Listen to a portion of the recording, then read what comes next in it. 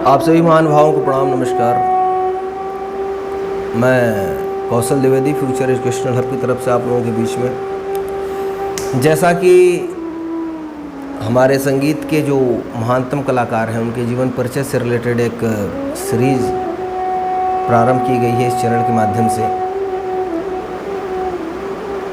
एक बहुत ही लंबी फहरिस्त है हमारे संगीतज्ञों की, जिनकी कड़ी मेहनत, संगीत के प्रति जिनके समर्पण के कारण ही आज हम संगीत को इतने बेहतर तरीके से समझ पा रहे हैं, जान पा रहे हैं। नई पीढ़ी जहां एक और पाश्चात्य संगीत हमारे ऊपर हावी हो रहा है, वहीं इन संगीतज्ञों का ही देन है कि हमारा जो शास्त्रीय गायन है, शास्त्रीय संगीत है, वह बचा हुआ है और आज भी एक हीरे की तरह चमक रहा है। यही वो जौहरी हैं जो उस पत्थर को तराशते तराशते तराशते तराशते उसकी चमक को बचाए हुए हैं, या फिर ये कह लें कि उस हीरे पे किसी तरह का परत नहीं जमने दिए। खैर, अपनी बात को ज़्यादा ना लंबा करते हुए आज मैं आप लोगों के बीच में आगरा घराने के एक बहुत ही बड़े फनकार, जिनका नाम फयाज खान साहब था, उनके विषय में चर्चा करूंगा। जैसा कि आप सबको विदित होगा कि जो सुजान खान थे, आगरा घराने की नींव उन्होंने रखी हुई थी। उन्हीं की परंपरा के अंतर्गत ये भी आते हैं और इनका जन्म 8 फरवरी सन 1886 ईस्वी में आगरा के निकट एक गांव है सिकंदरा। उस सिकंदरा नामक गांव में इनका जन्म हुआ था। पिता का नाम सफदर हुसैन था, किंतु प्रकृति की ऐसी विडंबना थी कि जन्म से पूर्व ही इनके पिता की मृत्यु हो गई। उसके बाद ये अपने नाना गुलाम अब्बास के यहाँ चले जाते हैं। गुलाम अब्बास भी एक बहुत बड़े फनकार रहते हैं और जब ये होश संभालते हैं 5 वर्ष की अवस्था से लेके 25 वर्ष की अवस्था तक ये अपने नाना के सानिध्य में ही रहते हैं, उनके ही मार्गदर्शन में सीखते हैं। बाद में जब नाना जी को ये लगता है कि नहीं, इनको और कुछ सीखना चाहिए या फिर कुछ इनको और एडिशनल देना चाहिए, तो उन्होंने इनको अलग अलग लोगों के पास भेजा, जिनमें आपके नट्यान खान थे, आपके फ़िदा हुसैन साहब थे, उस्ताद महबूब खान थे। ये लोग इनके रिलेशन में भी थे और चूँकि घराने की परंपरा चल रही थी, तो जैसा कि मैं बताया हूँ, घराने परंपरा में एक दूसरे से लोग ऐड होकर के, जुड़ करके सीखने की विधा होती थी या फिर यही प्रोसेस होता था सीखने का। तो उस प्रकार से उन्होंने सीखा। सीखने के बाद माँ सरस्वती की कृपा थी इनके ऊपर, बहुत जल्दी चीज़ों को पकड़ लेते थे। एक ऐसे परिवार से थे कि इनकी संगीत इनकी नसों में दौड़ता था, अगर ये कहा जाए तो भी गलत नहीं होगा।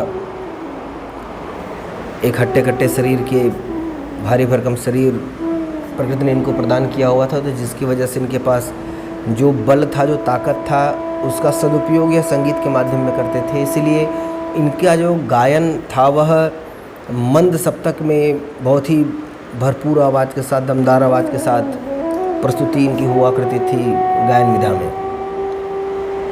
एक्चुअली जो आगरा घराना रहा वह ध्रुपदियों का घराना रहा, किंतु इन्होंने जितनी पकड़ ध्रुपद पे बनाई, उतनी ही इनकी पकड़ ठुमरी पे थी, उतनी ही इनकी पकड़ ख्याल पे थी, उतनी ही पकड़ इनकी अन्य गायन शैलियों पर थी। तो ये हम कह सकते हैं कि एक तरह के कंप्लीट कलाकार थे ये। यह श्रोताओं को देख करके, श्रोताओं की डिमांड के ऊपर किसी भी तरह की गायन को करने में पूर्णतः दक्ष थे और यही कारण था कि ये जहाँ भी जाते थे वहाँ लोग इनके प्रशंसक बन जाते थे। इनकी फैन फॉलोइंग बहुत ज़्यादा थी और ये भी कहा जाता है कि आगरा घराने के सबसे प्रसिद्ध कलाकारों में से एक थे आपके फयाज खान साहब। और इनका जब दौर शुरू होता है तो सबसे पहले क्या होता है कि जो मंसूर के राजा रहते हैं इनके गायन से प्रभावित होते हैं और 1906 में इनको स्वर्ण पदक पुरस्कार में देते हैं। और फिर 1911 में इनको आफताने मौसिकी के पुरस्कार से भी नवाजा जाता है।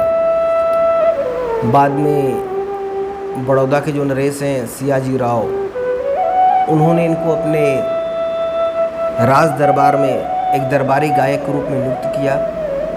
जीवन चलने लगा और कुछ समय बाद इन्होंने महाराज से आज्ञा ली और प्रोग्राम के बिहाफ पे देश में भ्रमण प्रारंभ कर दिया। जैसे दिल्ली हो गया, कलकत्ता हो गया, मुंबई हो गया, लखनऊ हो गया। एक लंबी यात्रा इन्होंने की। इसी बीच बिहार संगीत समिति और इलाहाबाद विश्वविद्यालय द्वारा इनको सन 1935 में पुरस्कृत किया जाता है। इसी दौर के बीच में ये लाहौर रेडियो स्टेशन पे जाते हैं, रेडियो स्टेशन से जुड़ते हैं, वहाँ पे अपनी प्रस्तुति देते हैं। कहने का आशय ये है कि पूरी तरह से पूरे देश में और देश के बाहर भी फयाज खान की ख्याति फैल चुकी थी, ख्याति फैली हुई थी। और उस समय के जो भी लोग संगीत से जुड़े हुए थे वो फयाज खान साहब से भली भांति परिचित थे। फयाज खान साहब अपने जीवन काल में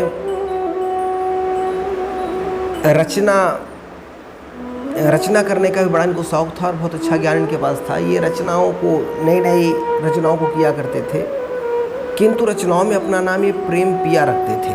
प्रेम पिया के नाम से ये रचना किया करते थे और लगभग 250 या 250 से ऊपर ही रचनाएं इन्होंने की प्रेम पिया के नाम से। तो इसलिए कभी कभी एग्ज़ाम के दृष्टिकोण से देखा जाए तो फयाज खान साहब को प्रेम पिया के नाम से भी जाना जाता है।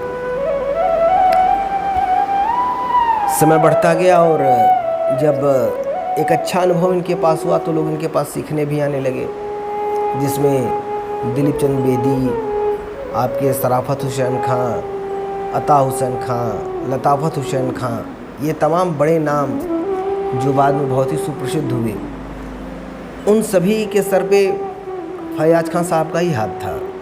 इन्होंने ही उनको तराशा हुआ था। और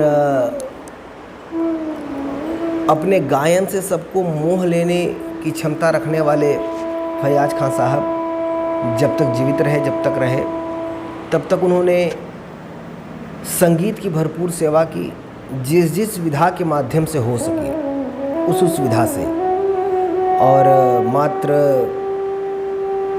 64-65 साल की उम्र में 5 नवंबर सन 1950 को बड़ौदा में ही अपने शरीर को छोड़ करके यह परमलोक को चले जाते हैं। किंतु उनके द्वारा किए गए उत्कृष्ट कार्यों की वजह से हम आज भी उन्हें भूल नहीं पाते, उन्हें याद करते हैं। दोस्तों, 84 लाख योनियों में अगर मान्यता मानी जाए तो 84 लाख योनियों में सबसे श्रेष्ठ अगर कोई योनि है तो वह मनुष्य की योनि है। और इस पृथ्वी पर मनुष्य जन्म पाने के बाद आपकी जो सबसे बड़ी पूंजी है वो है आपका नाम, आपके द्वारा किए गए कार्य। मृत्यु के बाद आपको कुछ उसका बेनिफिट मिलता है नहीं मिलता है ये आपको नहीं पता चलता, लेकिन आपके द्वारा किए गए जो सद्कार्य हैं, आपके द्वारा किए गए जो सही काम है, वो नई पीढ़ियों को सतत एक मार्गदर्शन देते हैं, एक रोड मैप उनको बताते हैं कि नहीं क्या होना चाहिए। और फयाज खान साहब का जीवन भी कुछ ऐसा ही रहा। आज भी हम उनके जीवन से बहुत सारी चीज़ें सीखते हैं। और एक संगीत प्रेमी होने के नाते, संगीत से जुड़े होने के नाते, संगीत का छात्र होने के नाते मैं हृदय से उनका बहुत ही सम्मान करता हूँ और आज भी उनको प्रणाम करता हूँ। इन्हीं शब्दों के साथ आज अपनी इस बात को मैं समाप्त करता हूँ। अगर फयाज खान साहब के विषय में आपको कोई जानकारी हो तो आप प्लीज़ कमेंट के माध्यम से उस चीज़ को दें, ताकि हमारे जो व्यूअर्स हैं, हमारे जो श्रोता हैं, उनको कुछ और चीज़ें जानने को मिल सकें। क्योंकि मेरा उद्देश्य ये है कि अपनी धरोहर, ये लोग हमारी धरोहर हैं, हम अपनी धरोहर को जितना संजो सकें, जितना लोगों तक पहुंचा सके, जितना नई पीढ़ी को बता सके, उतना अच्छा होगा। इन्हीं शब्दों के साथ अपनी बातों को मैं विराम देता हूँ और निवेदन करता हूँ कि अगर ये सीरीज़ आपको पसंद आ रही हो तो आप प्लीज़ चैनल को सब्सक्राइब करें, शेयर करें, ताकि दूसरों तक भी ये बात पहुँच सके।